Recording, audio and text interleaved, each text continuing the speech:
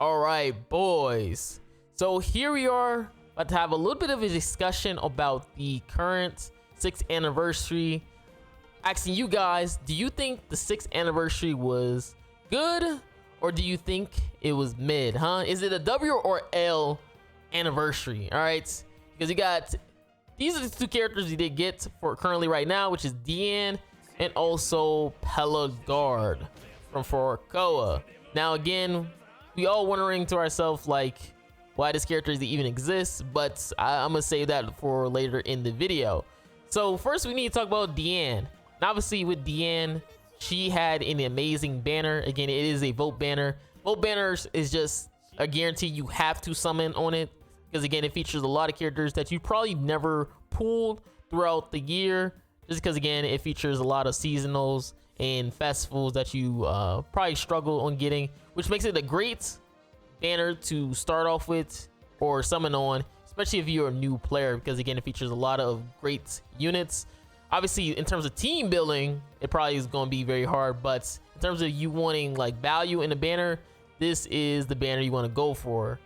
And again, for me, in terms of Deianne as a character, if I could rate her, she definitely felt like a 6 out of 10 character or 7 out of 10 character.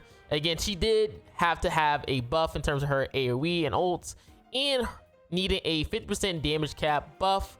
And that's because when you faced off against LR Milim, the unknown team, Milim will literally one-shot her after you get rid of that misform effect, which a lot of players are a little bit outraged that this character is supposed to be a festival level character, but this character does not feel like a festival character. And that's kind of what the main gripe a lot of players had with this character, is that she doesn't feel like a anniversary character. Again, we have had characters like Yor Escanor, Transcendent Bond, Queen Elizabeth, but she definitely felt like more so a supportive character rather than what we have seen before with Yor Escanor last year, which was a main DPS character for more so. That's because obviously with players, they're more so used to a character just being like one of the best characters in the game.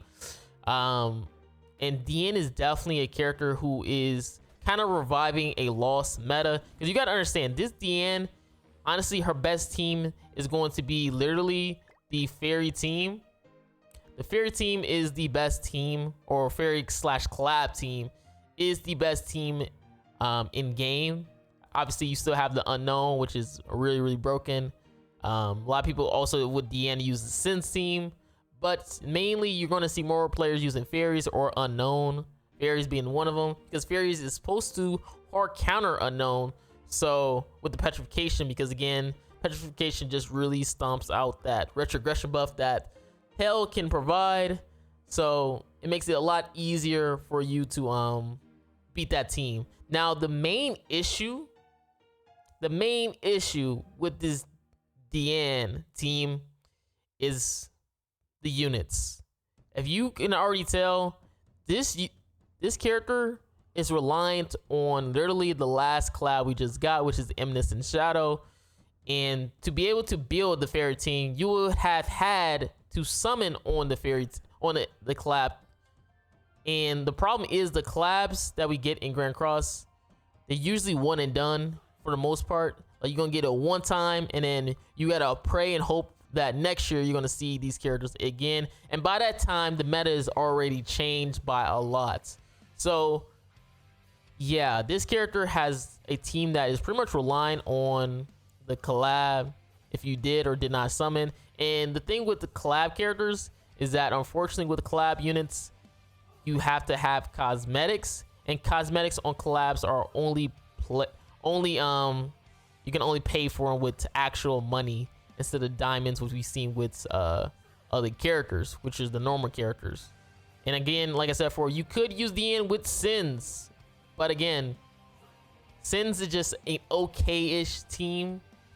The majority teams I've seen is just using the fairy team, and they leave it at that. Even if they don't even have cosmetics, they still use the fairy team, just because again, Deianne just fits so well with this team. And then again, you have Alpha, which is super broken. Shadow is really good, and Beta is really powerful. Again, a lot of powerful units from that collab to kind of fit well with Deianne, which kind of let us knew that we was going to get a fairy festival this year because how good these fairy characters were, or fairy support. And I'm not gonna lie, Deianne for me, I liked her. Again, I feel like she is 6 out of 10 and 7 out of 10 character. She definitely plays a little bit slow than what players will probably be used to, just because again, she kind of just petrifying you and also dealing high amounts of damage. But majority of the time I've ever seen her play in PvP, you're most likely getting petrified to death than anything to annoy yourself. But again, she has her moments where she can become a very high DPS team, right? She has her moments. And again, like I said before, in terms of the banner, we also have Pelagard. And Pelagard, I'm not gonna lie to you, man, he's pretty bad. All right, he's trash. All right, I'm not gonna lie to you, he is trash. Now, the thing when people always ask me like, yo, does he have potential? All right, he obviously in terms of humans have potential, but Pelagard is on a bad team. Humans are the worst meta in game. Like, look, like there's just so many characters, or not characters, so many teams that you use over humans. Like you have unknown, you have fairies, you have sins, you have demons, you have goddess team. I just named you like 5 teams you will probably use or make before you get to humans. Humans is just the worst team possible. Every time a humans does get a little bit of a meta, it's never lasts that long. Again, hopefully with the 4 Koa, they drop this year more 4 Koa characters and possibly even a festival to kind of revive humans, because right now 4 Koa is mainly humans at the beginning of the story. So hopefully that revives the meta for humans, because they are awful. Now again, like I said before, he does have potential. Again, a really fun character, but the problem with him is that his main passive is relying on debuffs, and unfortunately the fairy team counters debuff units, so he has to be obviously trash. Now again, could you say, yo Marilli, he has potential and will be good in the future? Yes, you can say that, but you have to understand this is a part 2 character, which means in probably like what 4 or 6 months you'll get a rerun. In terms of rerun, he will be on a banner as an unfeatured, and by that time you're most likely going to have more humans, and they are going to be 3 times as better than this guy for you, because again, that's just how the meta is. Like the meta can become very microwave, especially because they drop in seasonal characters, seasonal banners that are broken, like hail. You have festivals which feature broken character.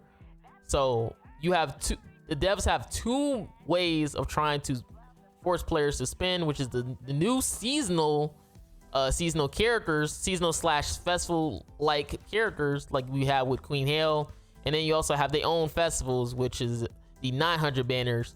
And again, those are going to be characters that you want to spin on, and majority of the time devs don't do support characters so for festivals.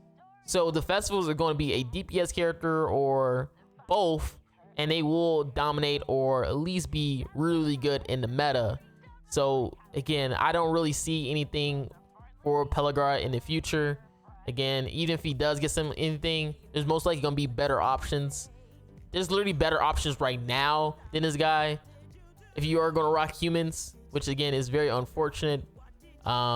He just has a bad mechanic, man. Like he can't stack up his hell brand unless you literally use your AoE, and the weak points literally give you the he literally does what the name says, weak point. Like it's weak. Okay, you use this AoE, you're doing no damage. Everything becomes his single target, which is based on the Hell brand debuffs. Like depending on how many Hell brand debuffs there are, he hits really hard with this bronze card. So you have none on the field, this card basically hits as hard as Twiggo.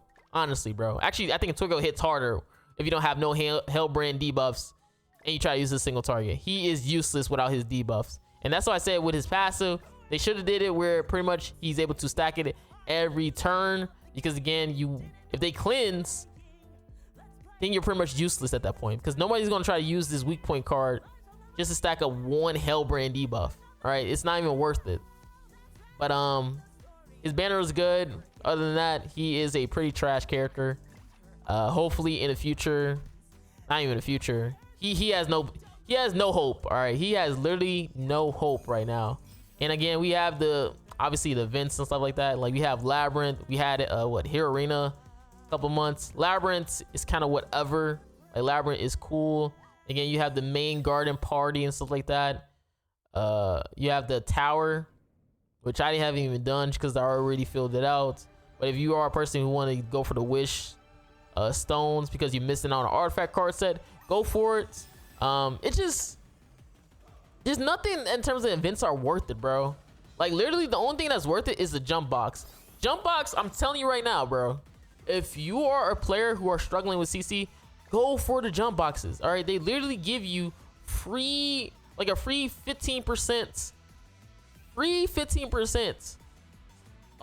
gear for SSR. Like these is just so good. I don't think this one, wait, is this one I don't think this is as good as last year, I think. Or was it New Year's? It was one of them where they also gave you like SR and R gear set as well too. But yeah, they give you a maxed out 15% full SSR gear set, bro. The freest CC possible. Or you can save it for a future character, like what I usually do for a future newer character. You're not gonna have a character that is 15%, almost perfect. Obviously, it doesn't have a perfect base of the gear, but 15% of all stats is so worth it. And again, there's all other goodies as well too, and stuff like that. Like especially if you are into like the demonic beasts and stuff like that. Like give you some free awakening. Like there's just a lot of goodies in terms of doing the jump boxes. Like I said before, you get like a free 15% roll. Like look at that. That is like you can't. It's no reason why you shouldn't be doing this, bro. You get so many free goodies from the jump box. Literally, this is just the best thing. All right, the jump boxes is the only thing that's usually worth it in terms of anniversary or New Year's and stuff like that. A big celebration.